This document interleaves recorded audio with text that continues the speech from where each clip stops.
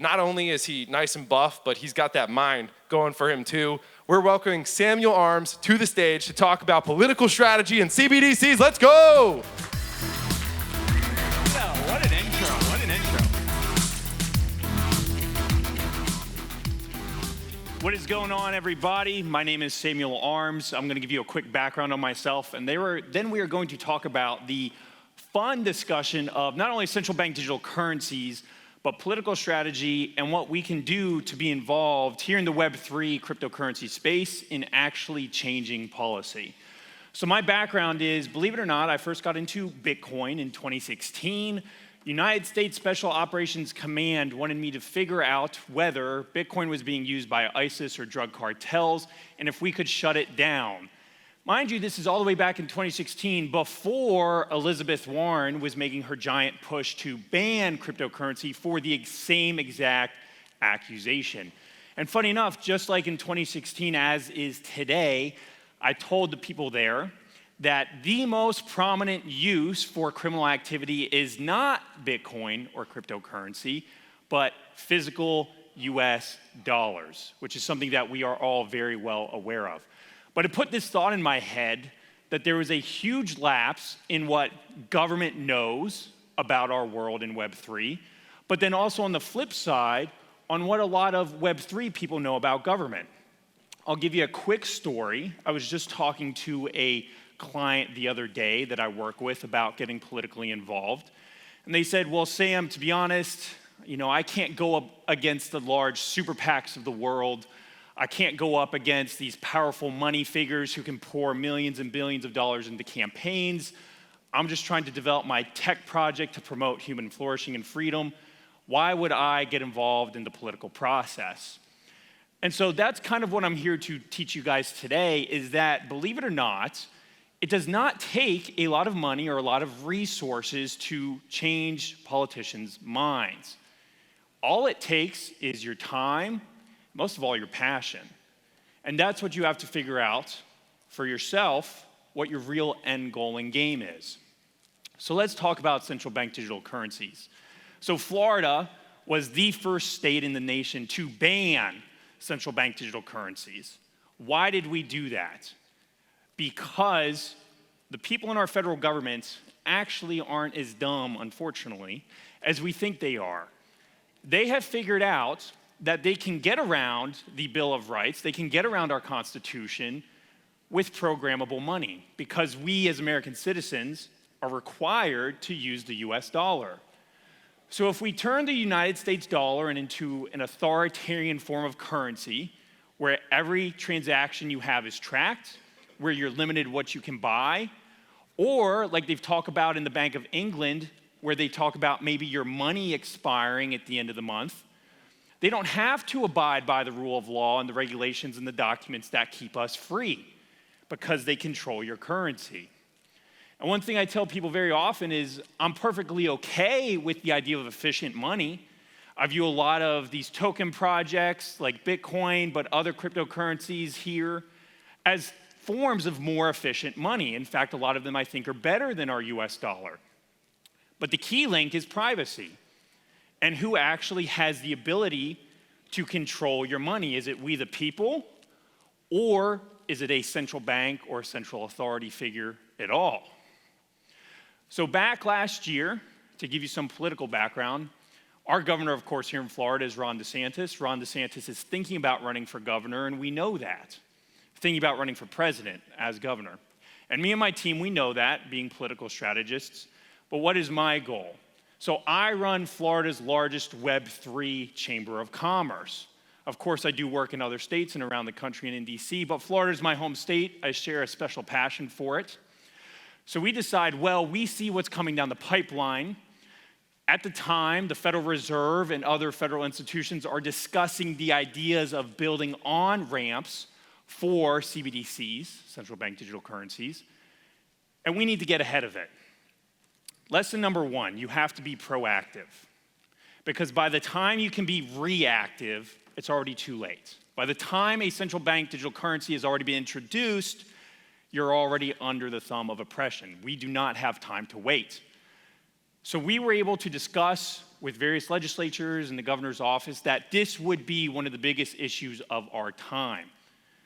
So we were able to convince and muster up the political support, albeit with no super PAC backing, with no huge financial contributions, just the willpower of my team and the passion of the variety of people that I had around me to get Florida government to ban central bank digital currencies. So what did that do? One, it set across a wave of legislation across America.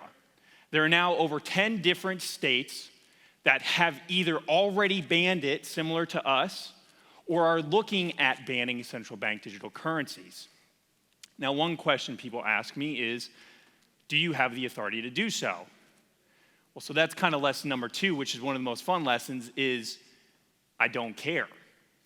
Because in the political world, and especially in our modern political day, unfortunately, if you've been watching the news for maybe the past decade, not everybody in our political process or in power really abides by any of the laws and regulations that we currently have. The game's changed. The world in which my parents and my grandparents grew up in is not the world in which I was born into. And in order to actually protect freedom, we have to understand that the rules in the game itself are entirely different.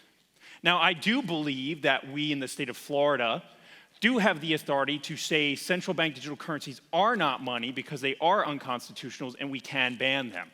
But there are naysayers. But what that would eventually do is set up a lawsuit between the state of Florida and the federal government, which would buy us time to figure out different ways in which we can stop a central bank digital currency. In a sense, you can actually compare this legislation to marijuana. Do cities have the authority to take something that is federally illegal and say, well, we're not going to prosecute, it is no longer illegal? And that's exactly what cities in the state of California did. And marijuana is still federally illegal, but look at us today. Even in my home state of Florida, where it's at least medically free, it's still a booming industry. So you do not always have to abide by the rules that they claim you do. So our goal is to always promote freedom. And we do that by being proactive and pushing the boundaries and taking risks where we need to. So where does that translate into today? Because in a sense, it's kind of old news. Even though central bank digital currencies are still a threat, we have people like Elizabeth Warren, a very powerful figure, and who could continue to be very powerful depending on how some elections this year go. How do we continue to fight those people? How do we continue to stop such harmful initiatives?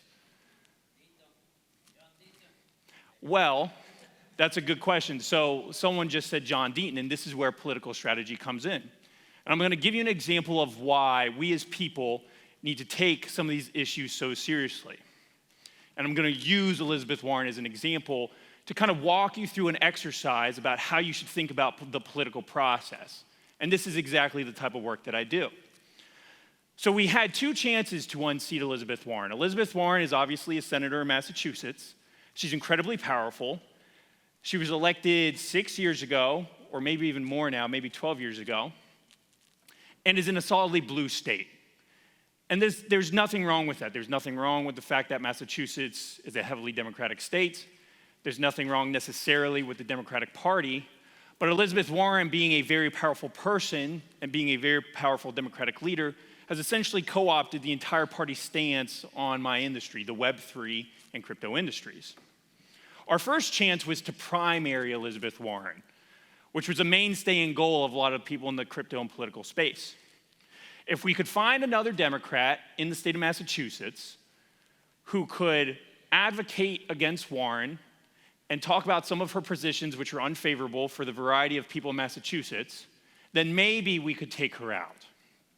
Unfortunately, no candidate was found, and Elizabeth Warren cruised to success without a primary opponent. Now she finds herself in a general election. We had a certain individual who was actually the former governor of Massachusetts who could have potentially unseated Elizabeth Warren. Now, what's interesting about Massachusetts being a very blue state, just recently they had a Republican governor, but what's interesting about this Republican governor, even though he was a Republican, compared to the Republican Party as a whole, he was almost very center-left. But he got a lot of Democratic votes. He had a very highly Democratic and Republican coalition and was very well liked.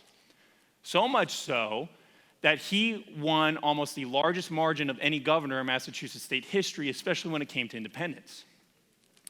If our community would have supported this guy, I believe his name is Charlie Baker, pushed him to run as a Republican, we could have potentially had a chance to oust Elizabeth Warren. And that is how we would have spent our political capital wisely. Unfortunately, that opportunity never came. Charlie Baker ended up not running, still has not claimed to run, has expressed his interest in not running.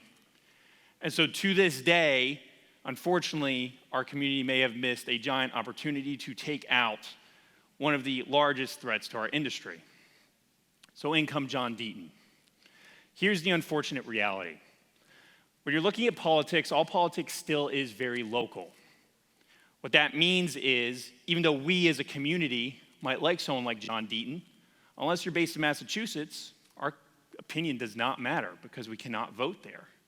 We can give money, we can do social media support, we can try to encourage other people to go out and campaign and knock doors. But unless you live in Massachusetts, you have no effect. John Deaton, in that very real sense, then becomes what I call a waste of political capital. Because in my belief, he has no chance of winning, and that's very unfortunate. If you take someone who has no chance of winning like John Deaton to unseat one of your primary political opponents, like an Elizabeth Warren, well, what are some of your alternatives? Because at the end of the day, in politics, there's always an avenue to get what you want, as long as you're not going to give up. And you see that all the time. Some of you may see in our political world, you might guess, I remember hearing about some of this legislation a long time ago. It's cropping back up again. That's because a lot of these political people or political staffers just simply never give up. We have to do the same thing. So if I can't beat Elizabeth Warren, and we weren't able to find the best candidate for her, what can we do? We can oust all her friends. And that's exactly what we did in California in the most recent Senate primary. There was a letter Elizabeth Warren signed with a bunch of other congressmen and women, essentially discussing how bad our industry is for America. And one of the people who signed that letter was a lady named Katie Porter, who was a congresswoman who's very active in Congress, very loud, very outspoken, not a bad thing, but who also happens to be anti-crypto. She was running to become the next senator of California, and California being a blue state, if she were to win, would probably be the senator of California until she died or chooses to step down. So getting involved in the California primary was incredibly important, and luckily a cryptocurrency Web3 political action committee called Fair Shake, which raised about $80 million from some of the founders of Coinbase and some other hedge funds, pumped a lot of money into another Democratic primary opponent of Katie Porter's named Adam Schiff, also very well known. Well, as of the recent election, Katie Porter lost and Adam Schiff won, which means regardless of whether you're a Democrat or a Republican, both parties will now know that if you are anti-crypto and anti-Web3, there will be people coming for you. And that doesn't just translate into money and being able to give money, but that translates into power. And the message that we were able to send all of Congress, in both the Senate and the House, which I don't know if you've been watching, but this election will probably be highly contested in all aspects. They all now know that the crypto and Web3 community not only are watching, but have enough influence to sway a very key and important election. So regardless of the affiliation of the party that you're in, Democrat, Republican, Independent, just know that you don't actually always need a lot of money to be politically active. You can volunteer your time, you can walk for campaigns, you can post on social media, you can figure out how to give your platform to the right political candidates. But you also have to remember, you have to be smart about your political capital. Look at realistic opportunities, who you can actually take out, how you can take them out, and then apply the pressure correctly. And if our community begins to wake up and continues to do just that, I'm very confident that the 2024 elections, whether they go Republican or Democrat, will be very good for our community because our community will have shown that we are now not only watching and listening, but we are being active. And now I'm out of time. So that's all I got for you guys. Thank you for having me.